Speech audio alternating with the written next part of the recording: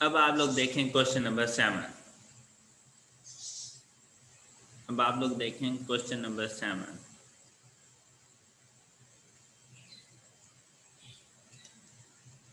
Find the sales revenue of 7,000 units if contribution to sales ratio is 0.4375 and contribution per unit is 7। हाँ जी बेटा, sales revenue find करना है। Revenue find करने के लिए number of units और selling price का होना जरूरी। क्या मैंने ठीक कहा? नंबर ऑफ यूनिट्स और सेलिंग प्राइस का होना जरूरी। Yes sir. तो Yes, sir. सेलिंग प्राइस कैसे फाइंड करें? कंट्रीब्यूशन टू सेल्स रेशियो है 0.4375। इसमें से कंट्रीब्यूशन तो गिवन है 7 की, तो C को रिप्लेस किया 7/S इज इक्वल टू 0.4375। अब इसमें से S की वैल्यू फाइंड की, तो S की वैल्यू आ जाएगी 7/0.4375 is equal to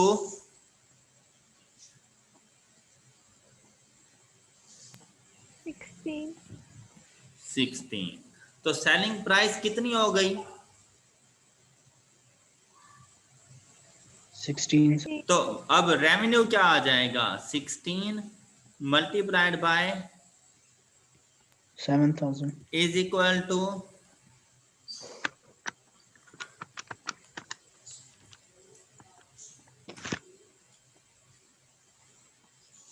sir 112,000। Okay हो गया। Yes sir. हाँ जी, समझ आ गई क्वेश्चन की आप लोगों को? Yes, sir. अच्छा, मैंने अभी आपको बताया revenue, total revenue at break even point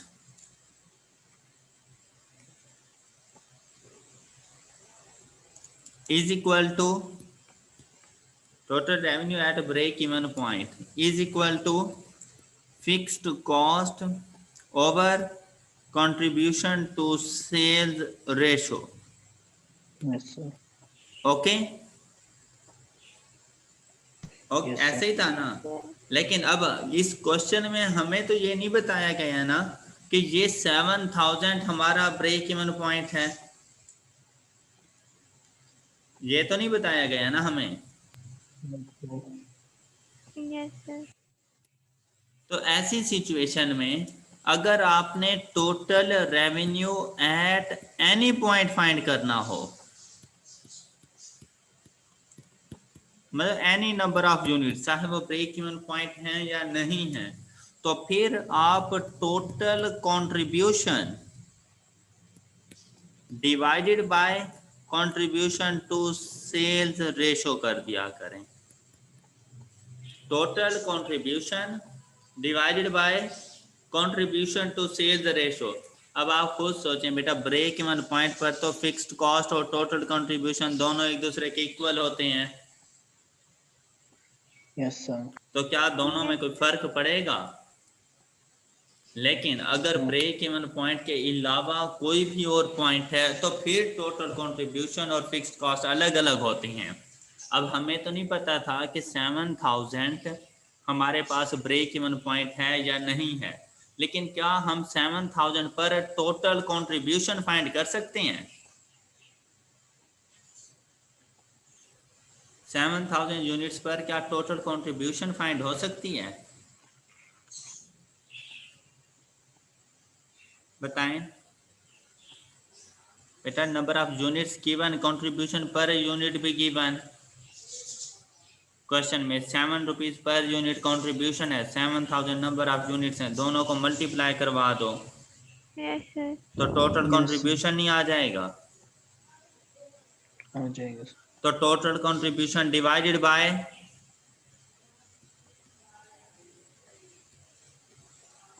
बोल लिया करो। कंट्रीब्यूशन टू सेल्स रेशो वो भी क्वेश्चन में गिवन है। तो अभी भी आप लोग देखें द आंसर।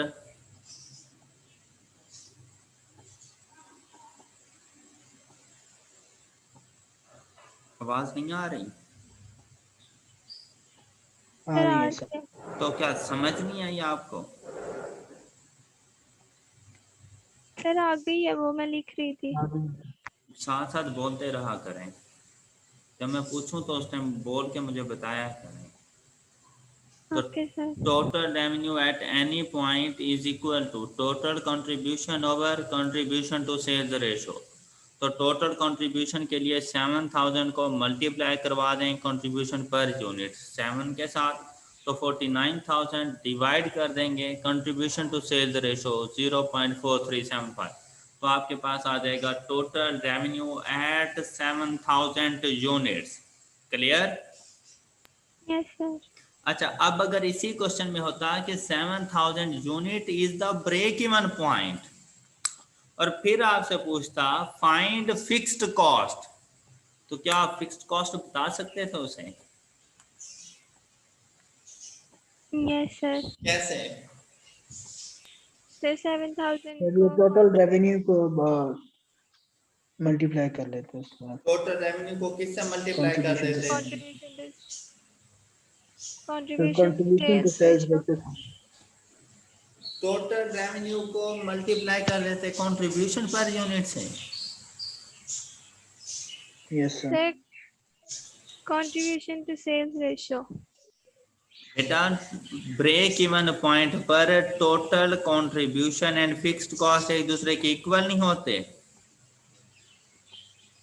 Yes sir. तो फिक्स टोटल कंट्रीब्यूशन कितनी है? 49,000। 49,000। तो फिक्स्ड कॉस्ट क्या होगी? ये 49,000। 49 था, बस इतना सा बताना था। Okay. Yes yes sir. Sir. अच्छा, अब अगर आपसे यहीं पे टोटल कॉस्ट पूछ लेते कि ये 7000 ब्रेक इवन पॉइंट है, टोटल कॉस्ट क्या होगी, तो फिर क्या बताते हैं?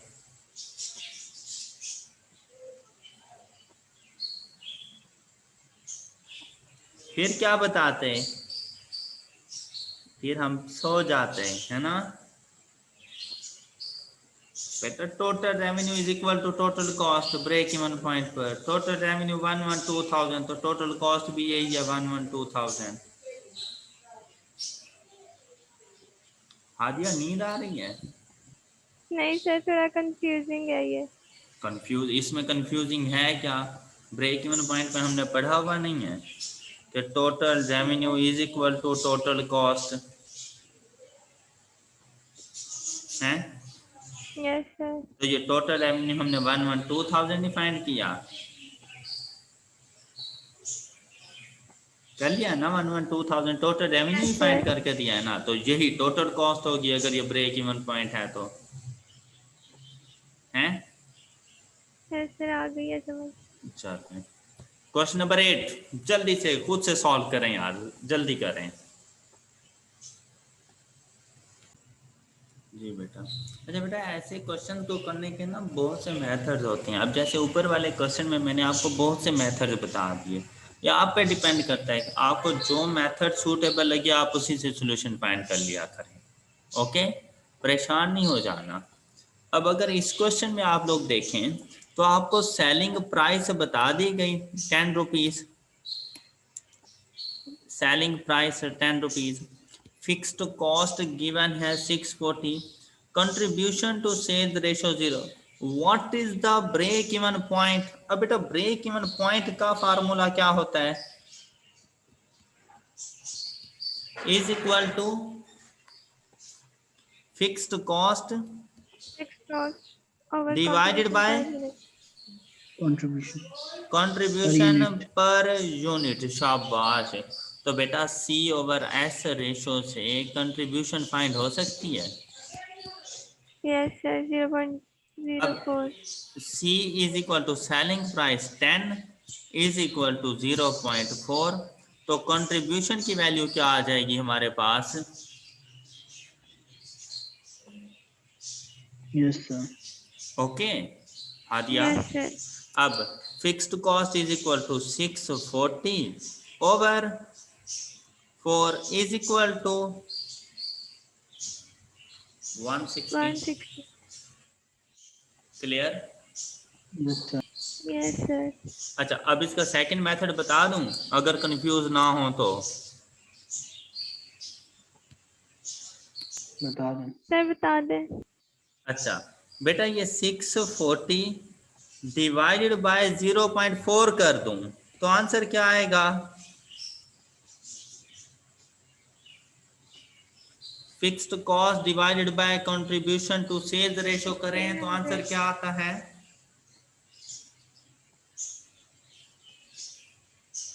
1600. और ये 1600 अब क्या कहलाएगा?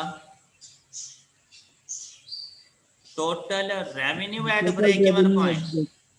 Yes, sir. Yes, sir. और अगर इसको डिवाइड कर दें सेलिंग प्राइस के साथ तो रिजल्ट आएगा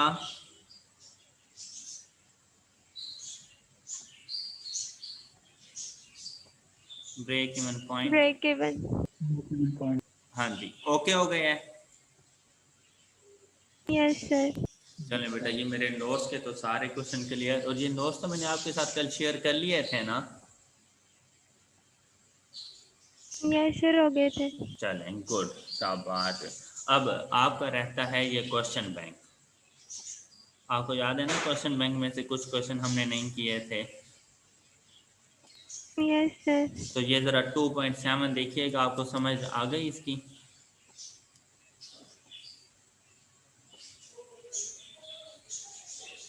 शाबाश, जल्दी से देखें।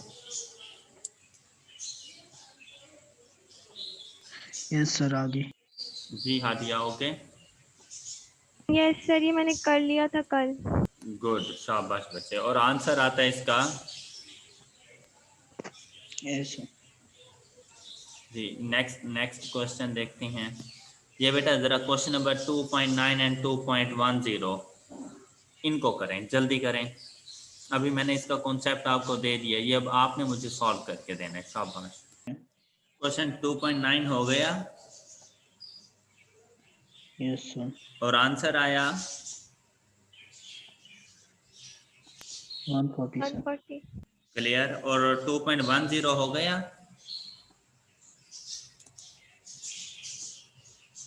नहीं सर, अभी करना है। चलें 2.10 जल्दी से करें। जी बेटा, क्वेश्चन 2.10 का आंसर 242,500। क्या किसी एक्सप्लेनेशन की ज़रूरत है इन क्वेश्चंस को? No, sir. जी हादिया, नो सर, हो गया। चल गुड, शाबाश। अब 2.14 देखें क्या हो जाता है?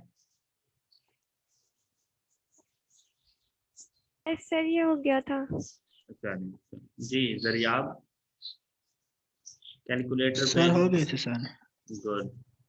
और अब आप लोग 2.18, 2.19 एंड 2.20 इन क्वेश्चन को जल्दी जल्दी सॉल्व करें। जी बेटा, तो 2.18 का आंसर 650 यूनिट यस सर। और 2.19 का आंसर 900 900 और 2.20 का आंसर और 15,000 बॉक्सेस।